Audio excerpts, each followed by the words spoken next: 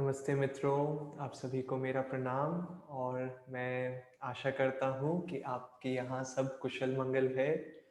और मुझे बड़ा आनंद है हमारे साथ आप जुड़ सके इस एक और परमहंस योगानंदा के साथ वार्तालाप की चर्चा में। और आज का जो वार्तालाप है वो बहुत ही ज़्यादा लंबा नहीं है, तो शायद मैं ज़्यादा समय व्यतीत न करूँ वार्तालाप को पढ़ने में, लेकिन उसके बारे में मैं चर्चा ज़रूर करना चाहूँगा। और क्यों ना हम इस कहानी के साथ शुरू करते हैं जो परमहंस योगानंद जी ने कही थी, और स्वामी क्रियानंद जी ने भी अपनी किताब गॉड इज़ फॉर एवरीवन जो स्वामी क्रियानंद जी ने लिखी थी, उसमें ये कहानी लिखी थी। और ये कहानी एक प्रकार से हमें ये बताती है कि कैसे कई बार जब हम जीवन में कुछ करना चाहते हैं, चाहे हम कुछ भी कोशिश कर लें, दुनिया में कुछ लोग रहते हैं जो हमेशा उसमें कोई ना कोई प्रकार की खामी निकाल सकते हैं। और फिर उस कहानी से मैं हमारे जो टॉपिक का केंद्र है आज का, जो वो है कि कोई भी कष्ट से नहीं बचता है, कि हर किसी को किसी न किसी रूप में उत्पीड़न होती है, चाहे वो किसी भी मार्ग पे चल रहे हो। तो फिर ये होता क्यों है और हम इसके कैसे आगे बढ़ सकते हैं, उसके बारे में मैं डिस्कस करना चाहूँगा। तो पहले ये कहानी है जहाँ एक पिता थे, उसका एक छोटा-सा लड़का था। कोई भी आयु ले लीजिए, 6 साल, 7 साल, मुझे नहीं पता, लेकिन ये कहानी है। कहानी का जो प्रिंसिपल है, जो हमें सिद्धांत सीखने को मिलेगा, वो ज़्यादा ज़रूरी है। तो एक बार ये पिता और पिता का जो लड़का था, दोनों बाप-बेटे, ये चले गए थे अपने गधे को बेचने के लिए। और उन्होंने सोचा कि चलो ठीक है, घर में थोड़े पैसे आ जाएँगे इस डोंकी को, इस गधे को बेचने से। तो वो अपने घर से निकले और शहर की ओर चलने लगे अपने गाँव से। और जैसे ही वो चलने लगे, बाप, बेटा और गधा साथ में चल रहे थे। और जैसे ही ये दृश्य कुछ लोगों ने देखा, वो एक ग्रुप से गुज़रे, और ये दृश्य देखते ही वो लोग हँस पड़े। और वो ज़ोर-ज़ोर से हँस के बोलने लगे, देखो कितने बेवकूफ़ लोग हैं ये, कि उधर जो गधा है वो आराम से चल रहा है, और ये उसके ऊपर ना बैठते हुए खुद चल के जा रहे हैं। तो इस आदमी ने सोचा कि हाँ, उन लोगों का कहना शायद सही है। तो उसने बोला ठीक है, मैं एक काम करता हूँ, मैं गधे पे बैठ जाता हूँ ताकि लोग ये नहीं सोचेंगे कि मैं बेवकूफ़ हूँ। और ये व्यक्ति फिर गधे पे बैठते हुए गया। तो अब ये आदमी गधे पे था, और उसके बाद में उसका जो बेटा था वो पैदल उसके साथ में चलते हुए जा रहा था। और थोड़ी दूर ही वो गए थे, वो शहर के थोड़ा नज़दीक पहुँच गए थे, और एक और ग्रुप के लोग थे, और उन्होंने देखा कि इस दृश्य को देखा, और उन्होंने बोला, कितना निर्दय आदमी है। खुद सवारी लेके जा रहा है, लेकिन उसके छोटे से बेटे को पैदल लेके जा रहा है वो। उसको कितना कष्ट हो रहा होगा, लेकिन खुद एकदम ऐशो आराम से गधे के ऊपर चढ़ते हुए जा रहा है। और उसने सोचा, नहीं-नहीं, मैं लोगों को ये नहीं सोचने दे सकता कि मैं अपने बच्चे का ध्यान नहीं रख सकता। तो ये व्यक्ति अब गधे से नीचे उतर गया और उसे अपने बेटे को ऊपर चढ़ा दिया। और अब वो थोड़ी देर और चले, और आप सोच सकते होंगे कि क्या हुआ होगा। कुछ और लोग मिले, कुछ और लोगों ने देखा, और ये लोग ज़ोर से नहीं बोले, लेकिन जिस भी स्वर में उन्होंने बात की एक-दूसरे से, ये व्यक्ति सुन पा रहा था। और उन्होंने कहा, कितना बेवकूफ़ है ये आदमी। अगर इसके घर में इसका बेटा भी नहीं सुनता, इसका बेटा गधे पे चल रहा है और ये पैदल चल रहा है, तो दिख रहा है कि कितना आदर करते हैं इसके परिवार के लोग। और इसका अगर बेटा खुद इसको सम्मान देके नीचे नहीं चल सकता और इसको ऊपर नहीं बिठा सकता, तो किस प्रकार का आदमी है। और इस आदमी ने सोचा, जब ये शब्द सुने, उसने बोला, मैं नहीं चाहता कि लोग सोचे कि मेरे घर पे नहीं चलती है। तो अब आखिरी समाधान ये बचा था कि दोनों बाप और बेटा गधे के ऊपर बैठ गए सवारी में, और बस गधा आगे चल रहा था अब पैदल। और जैसे ही वो शहर के एकदम नजदीक आने वाले थे, कुछ और लोग मिले, और आप सोच सकते हैं कि क्या हुआ होगा। इस समय लोगों ने बोला कि ये लोग जानवरों से कितना बुरी तरह से बर्ताव करते हैं। उसके ऊपर 2-2 लोग बैठे हैं और बेचारा गधा इतनी मुश्किल से आगे बढ़ पा रहा है। ओह! कितने निर्दयी लोग हैं। बेचारा गधा कितना लाचार है। और ये सुनते ही ये व्यक्ति थक गया। उसने बोला मैंने हर पॉसिबिलिटी ट्राई कर ली। 4 सिनेरियो में हर एक चीज़ में लोग कुछ न कुछ कहना चाहते थे और कुछ न कुछ बताना चाहते थे कि कैसे वो गलत था। और इस समय वो तंग आके एक पुल पे था जब ये बात हुई थी और इस पुल पे उसने देखा कि अब कोई चारा नहीं है। उसने उस गधे को धक्का दे दिया और वो उस पुल के बाहर नीचे नदी थी या तालाब था छोटा-सा और उस गधे को उसने धक्का दे दिया और बाप और बेटे दोनों वापस अपने घर जाने लगे और उसने बोला कि बस हो गया और कुछ नहीं, मुझे लोगों की और कुछ नहीं सुननी है। और ये कहानी जब स्वामी क्रियानंद जी अपनी किताब में लिखते हैं और इस कहानी को खत्म करते हैं कि गधे को धक्का देके वो चले गए और उधर एक स्टार फुटनोट स्वामी क्रियानंदा जी ने दिया और उन्होंने बोला कि मित्र जो पढ़ रहे हो तुम, जो डियर रीडर, उन्होंने कहा कि क्या तुमने ये सोचा था कि कितना गलत था वो व्यक्ति गधे को नीचे पुल के द्वारा नीचे धकेलने में? क्या ये मुमकिन नहीं है कि तालाब के पानी में ज़्यादा गहराई नहीं थी और गधा बहुत खुशी-खुशी आगे चला गया तैरते हुए अपने नई आज़ादी में और मैं उधर लोट-पोट होके हँसने लग गया क्योंकि मेरा 5वां रिएक्शन था, उन लोगों ने तो फिर भी सोचा नहीं था लेकिन मेरा रिएक्शन था कि कितना बेवकूफ आदमी है। इसने गधे को धक्का दे दिया, ये तो बेचने वाला था गधे को, कम से कम पैसे तो लेके आ जाता। और मैंने सोचा हाँ, ये दुनिया ऐसी ही है कि हम चाहे जो भी करें, हमेशा लोगों की राय, विचार रहते हैं और हमें सिर्फ उन लोगों के विचारों को देखना चाहिए जो संत हैं और ना कि काफ़ी बार लोग बोलते हैं कि अरे! मैं तुमसे ज़्यादा आयु का हूँ, इसका मतलब क्या तुम्हें ये नहीं लगता है कि तुम्हें मुझे आदर करना चाहिए? अगर किसी की आयु ज़्यादा है हमसे, हमें उन्हें आदर करना चाहिए, लेकिन उसका मतलब ये नहीं है कि वो हमेशा सही है। और कई बार जीवन में हमें कष्ट मिलते हैं, कभी-कभार हमारे मित्रों से, कभी परिवार के व्यक्तियों से या कभी-कभार अनजान व्यक्तियों से या कभी हमारे ऑफिस के कोलीग से या उनके साथ में जिनके साथ हम काम कर रहे हैं। और क्यों? क्योंकि वो हमें उस प्रकार नहीं समझते हैं, जिस प्रकार हम चाहते हैं कि वो हमें समझे। वो हमेशा हम किसी उद्देश्य से किसी चीज़ को करने की कोशिश करते हैं और लोग हमेशा या कई बार हमारे उद्देश्य को ही गलत मान लेते हैं। और कई बार लोग जब आध्यात्मिक मार्ग पे आते हैं, कई बार नहीं काफ़ी बार मतलब हमेशा ही ऑलमोस्ट मैं कह सकता हूँ शायद 1 या 2 एक्सेप्शन के सिवा कि जब कोई व्यक्ति आध्यात्मिक मार्ग पे चलने लगता है, तो सबसे पहले उसके मित्र कहते हैं, "रुको, रुको, रुको, ये क्या तुम बड़े आध्यात्मिक हो रहे हो, आए बड़े संत।" और हमें कोशिश करनी चाहिए कि इन सब बातों को टाल के हम अपनी मित्रता हृदय में रखें, लेकिन उनके शब्दों की वजह से हमारे इस आदमी की तरह नहीं हम अपने जो दिशा है उसको बदल दें कि लोग कुछ बोलते रहेंगे और हम अपनी दिशा बदलते रहेंगे। लेकिन पूरी दृढ़ता से हम आगे बढ़ें। और ये जो वार्तालाप है उसमें मैंने जैसे कहा था कि मैं ये वार्तालाप पढ़ने नहीं वाला हूँ, लेकिन इस वार्तालाप का सारांश ये है कि योगानंद जी अक्सर जब अमेरिका में थे, वो अपने शिष्यों को कहते थे और सब लोगों को कहते थे जो आध्यात्मिक मार्ग पे आगे चलना चाहते हैं।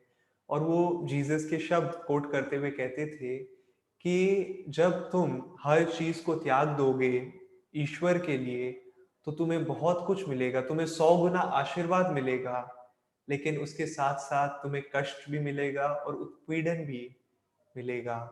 और हम सोचते हैं कि अब मैं जब जाके आध्यात्मिक मार्ग पे चल रहा हूँ, तो क्यों मुझे ईश्वर कष्ट दे रहे हैं?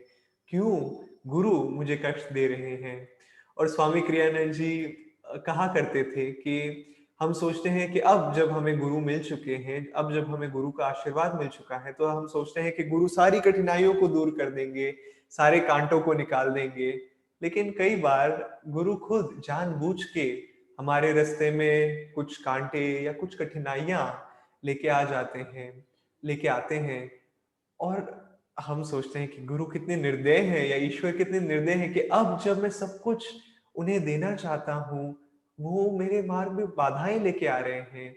लेकिन जैसे स्वामी क्रियानंद जी कहते थे और योगानंद जी भी कहते थे कि एक बॉक्सर कभी एक अच्छा बॉक्सर जब कोई कुश्ती करता है, तो वो अच्छे से कुश्ती करना तब तक नहीं सीख सकता है, जब तक वो किसी शूरवीर के सामने लड़ाई ना करे। अगर हम किसी कमज़ोर व्यक्ति के सामने कुश्ती लड़े, तो हमें महसूस तो बड़ा अच्छा होगा कि अरे वाह! मैं कितना अच्छा बॉक्सर हूँ, मैं कितनी अच्छी कुश्ती करता हूँ। लेकिन क्या हमारा बल उससे बढ़ेगा? बिल्कुल नहीं। लेकिन हमारा बल, हमारी शक्ति तब जाके बढ़ेगी जब हम कठिन परिस्थितियों से गुज़रते हैं। जब इस कहानी में या अम, अ, इस कॉन्टेक्स्ट में जब हम उन लोगों के साथ में बॉक्सिंग करते हैं, जब जो खुद शक्तिशाली हैं, तो जीवन की हर परिस्थिति में जब हम कठिनाइयों का सामना करते हैं, आपने खुद ने देखा होगा दोस्तों कि जब आप किसी कठिनाई से गुजरते हैं तो उस समय तो बिल्कुल लगता है कि अरे मुझे बहुत मैं पता नहीं मैं इस परिस्थिति से कैसे बाहर निकल पाऊंगा।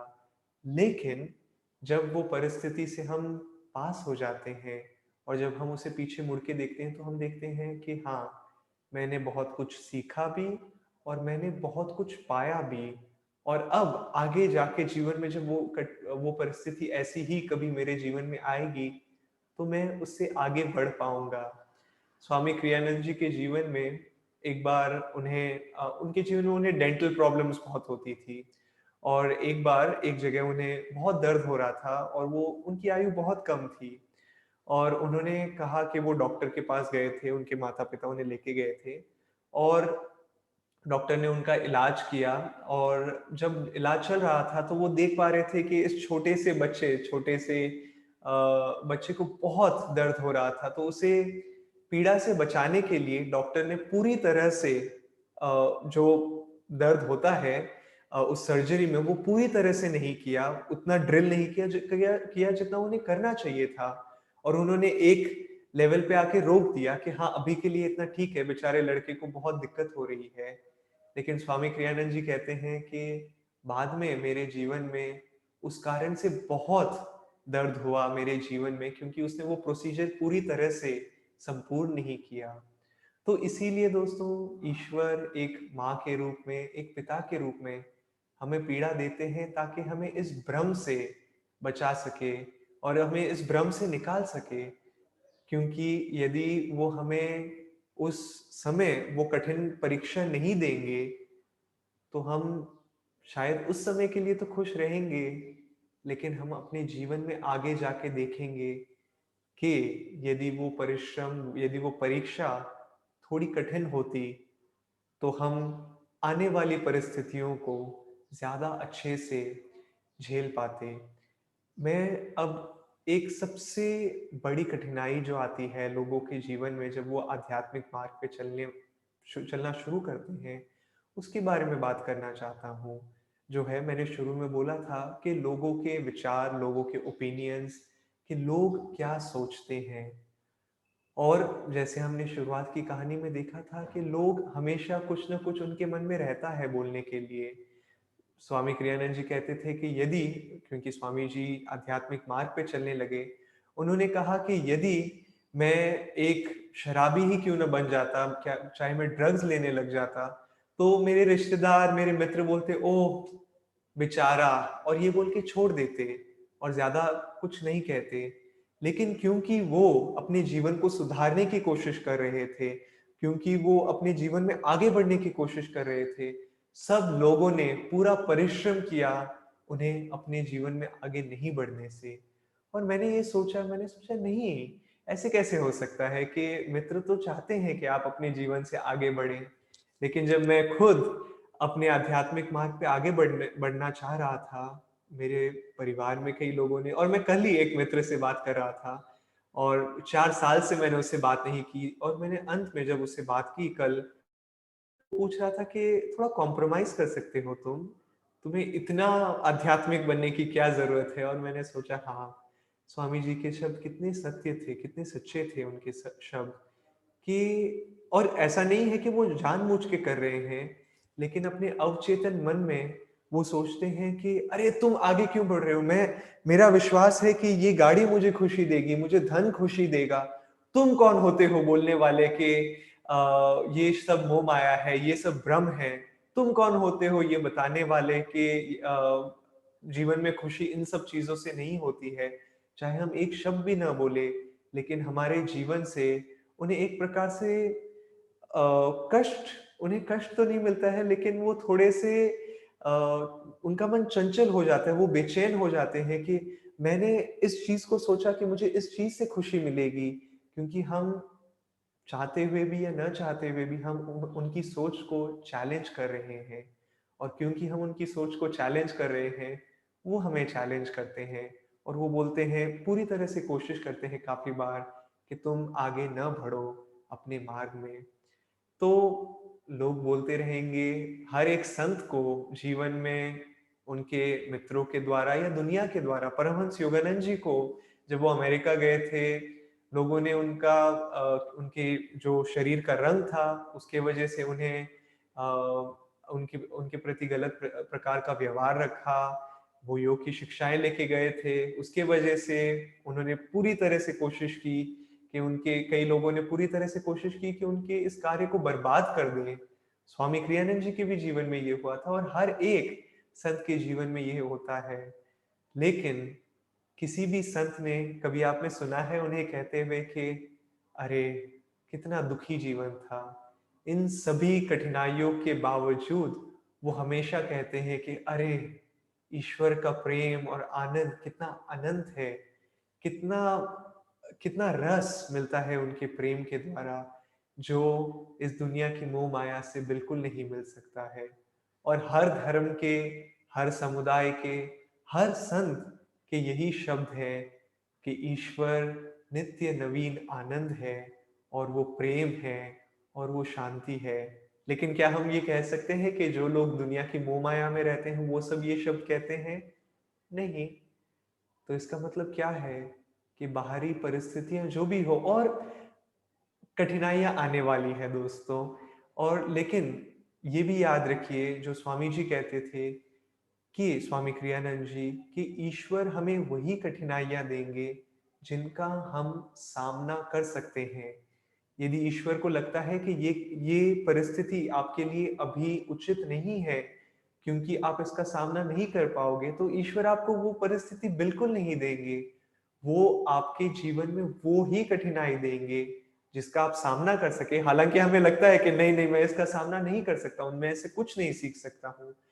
लेकिन आप पाओगे कि वो जो भी चीज आपको मिलती है जीवन में, यदि आप पूरे हृदय के साथ में स्वीकार, खुले हुए हृदय के साथ में स्वीकार करें, तो क्योंकि काफ़ी बार हम अपने जीवन में पाते हैं कि जितनी कठिनाई बड़ी नहीं होती है, जितना कष्ट बड़ा नहीं होता है, उससे बड़ा कष्ट होता है कि नहीं, ये मेरे साथ क्यों हो रहा है? लेकिन अगर हम जो परिस्थिति जैसी है उसे स्वीकार करें, तो वो आधा कष्ट तो वहीं पे कम हो जाता है और हम अपने जीवन में आगे बढ़ पाते हैं बड़ी ही तेज़ी के साथ में। तो दोस्तों, उसके साथ में मैं आपसे आज्ञा लेता हूँ और हम फिर कल सुबह मिलेंगे परमहंस योगानंद के साथ, एक और वार्तालाप की चर्चा को करेंगे। लेकिन देखिए अपने जीवन में कि जब कोई चीज़ आए जो आपको लगे कि नहीं, मैं नहीं चाहता हूँ कि मेरे जीवन में हो, अपने हृदय में वो नहीं कहने वाले विचार को रोके और कहिए कि मैं इसे स्वीकार करता हूँ और अब देखना चाहता हूँ कि मैं कैसे इससे सीख सकता हूँ। ओम शांति, शांति, शांति।